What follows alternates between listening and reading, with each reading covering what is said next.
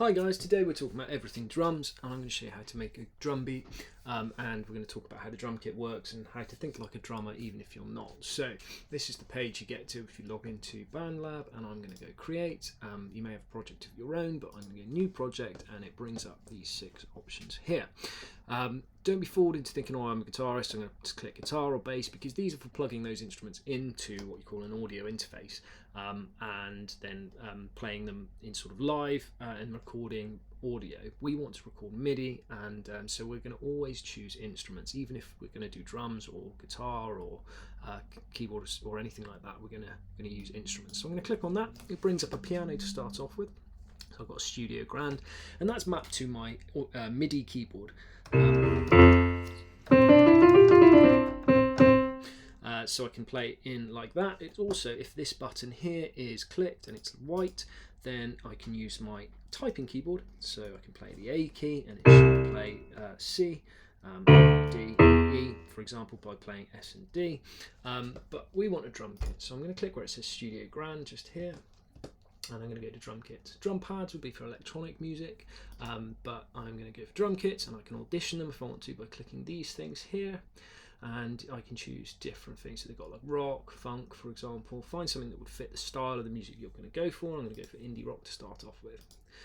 So this is now should be playing a drum kit that's mapped to my keyboard. I've got a kick drum there. That's the big one the drummer sits behind and plays with their feet. I've got the snare drum. That's a small one. They play at the front, and it's got wires underneath, and it sort of really cuts through.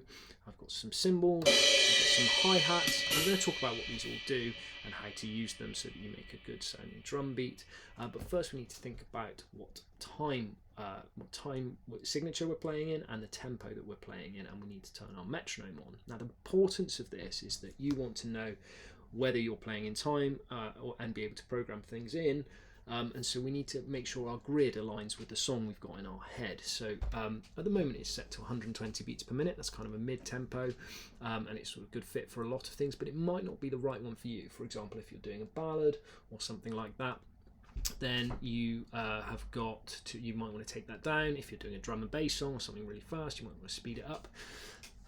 So if I turn the metronome on and I push play, it's going to play 4 beats at 120 beats per minute, and then keep looping that.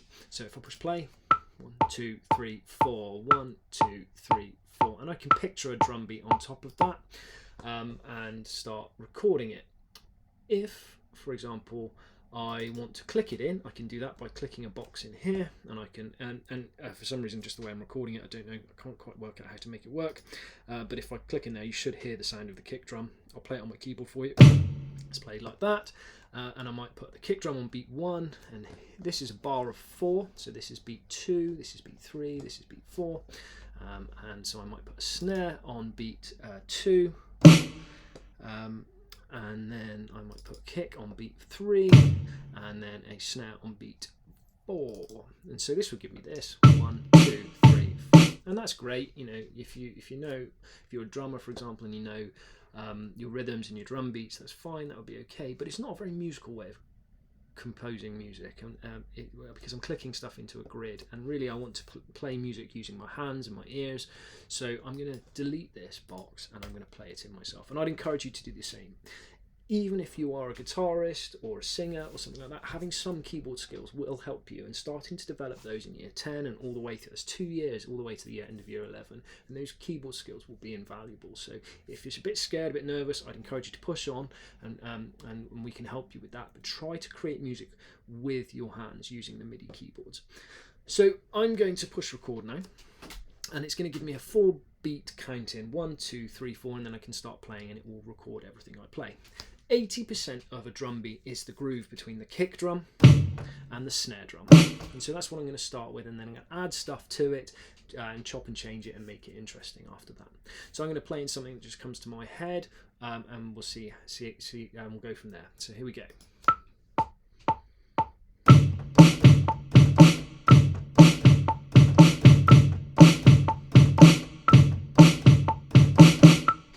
Okay, And so there's a bit of variation there. In a perfect world, what I just played would appear suddenly, but it doesn't. I need to close this for some reason and then reopen it again. And these little boxes are what I played. There's my kick drum along the bottom.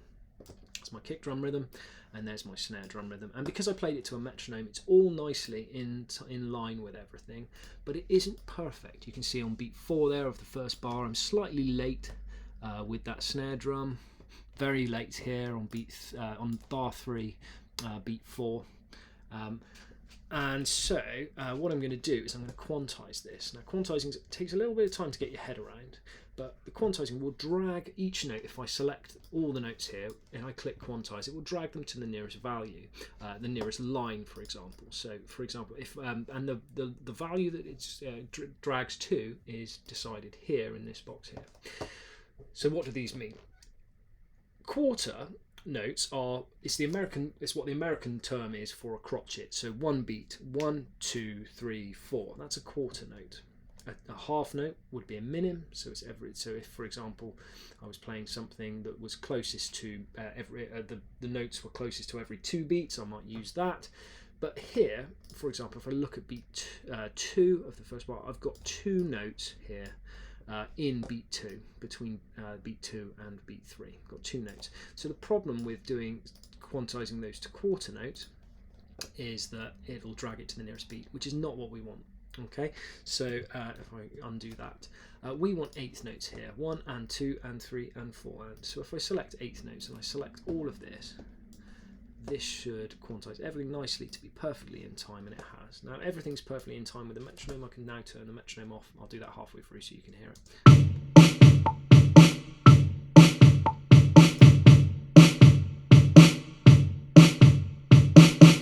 Now I don't need that horrible sounding metronome, and I've got an actual sounding good sounding drum beat, which can help with my inspiration for my piece or whatever I'm going to be doing. So let's make it a little bit more interesting. I've got some other drums here. I've got these ones here, look like sort of your traditional conventional drums, and these are called toms. Now these are used often in fills, so I'm going to leave them for now. We'll talk about what a fill is later because we're going to make one. But here I've got the hi-hat. These 3 are the hi-hat. That's one sort of set of 2 cymbals that are on a mechanism that's connected to a pedal that the drummer can also play with their feet. You have a closed hi-hat. Sounds like that.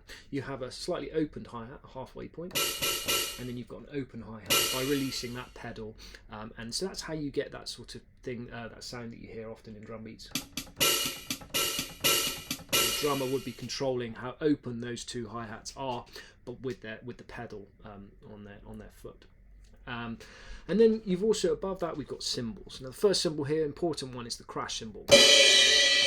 That is a great sound, perfect for the start of a section or the start of a chorus, or if you wanted to punctuate some chord changes or an important moment in your song, reach for the crash cymbal. Then you've got the ride cymbal. It's a little more toned down, and then you've got the this is called the ride bell here. So you may want to use that as well. And so I'm going to start off by I'm going to click in a crash cymbal right at the very start. And I'll just show you what the ride sounds like. I'm going to put it in sort of every beat.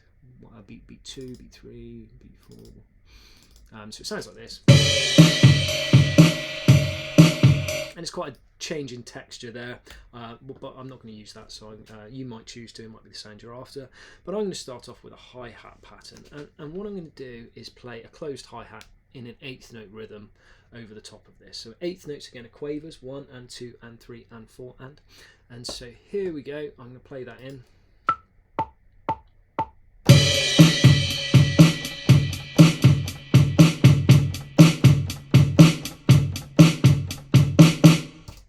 Cool. Again, I have to close this box, click on it again and open it up, and there's my hi-hat rhythm that I played. Now I need to quantize that. I literally played an 8th note rhythm, so I don't need to change the value I'm quantizing to, and I can quantize now. Everything's perfectly in time. I'm going to delete the first one because that's what the cymbal is going to, the crash cymbal's for. We'd lose it, wouldn't hear it, but the drummer can use that same hand to play it, and it sounds like this.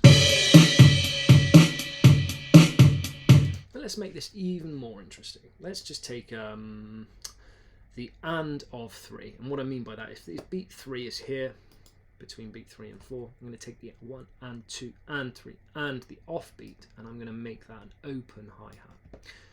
And it will sound like this.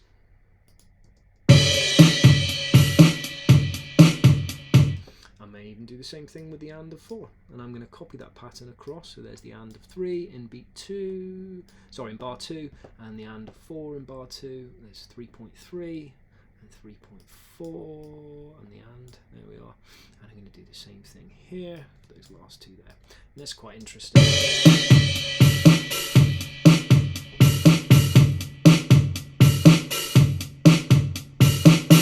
Quite a cool little drum beat, that, isn't it? Which is good. Brilliant. So I'm pretty happy with that so far. I've got an interesting rhythm between the kick and the snare. I've got the hi-hats driving everything along, and I've got a bit of decoration here with my crash cymbal. But what I need is a fill, and so if this is bar 1, this is bar 2, this is bar 3, bar 4 would be the end of my 4-bar pattern, and I'm going to put a fill in there. I want to use what a fill is it's just like a decorative, like a flourish, like a rhythm that you play at the end of a section to kind of lead into the next section. Maybe it might be leading into the chorus, so you want to build up tension and to that moment. And so I'm going to use the toms for that. Now, toms are the big drums that you hit with the stick in front of the drummer. There's a small, like a high tom, sounds like this. Sorry, it doesn't sound like that. And then you've got a mid tom, it's a little lower in pitch. And then you've got the floor tom, sounds like that. And I'm going to do a kind of classic dum dum dum dum dum dum at the end of my pattern. So that's 1 and 3 and 4. So I'm going to start off with the high tom, and I'm going to go 1 and then I'm going to leave dum dum, and then I'm going to move on to the mid tom and play 3 dum dum dum. Oh, click 2 there, sorry. And then I'm going to end on beat 4 with the floor tom, and then maybe let's put in, oh, we've got a snare already, so that's fine. So that's going to sound, if I go from beat bar 3, sounds great. Now the colours, how strong the colour is tells you how loud it's been played, and in music we call that the velocity. The velocity is decided here, so this is how hard the drummer hit that particular drum, and it's decided that that's around 100 value. MIDI is roughly from 1 to 127, and so it had gone for 100. But a drummer, if it's playing 2 notes, dum dum like that, would probably play them slightly differently. And so a little way to kind of make like a trick to make your drum pattern sound more human, if you like, would be to change the velocity. So I'm going to take the offbeat there, and I'm going to make that a little bit quieter. Maybe take it down to about maybe down to sort of 60. This one I'm going to make, because it's on the offbeat as well, it's not on a strong beat, I'm going to take that down a little bit as well. On beat 3, we want a nice strong sounding beat. I'm going to take the and down a little bit, and then we've got beat 4 nice and strong. So that sounds like this. Now you may not initially hear in this video the difference that's made, but it's those small differences that kind of make everything sound less robotic and doesn't sound like MIDI. Now that drum beat, I'd say, is probably done. I can copy and paste that here. I can change the speed of it, for example. So if I want to copy and paste it, I can right click copy, and then I just need to make sure it's definitely 4 bars long, 1 2 3 4, and so I just dragged the ending there, and now I can right click paste. Oh, I didn't, I made a mistake there, so I need to copy it at that length, and then I can right click and paste. Now it goes to bar 9, and that's the best way to do it. You can, even if you want to do it quickly, copy and paste them again, and that's one way of doing it. I see a lot of people doing this by grabbing it at the top right hand corner and looping it, and whilst that's good for initially getting your ideas down, you can't edit these.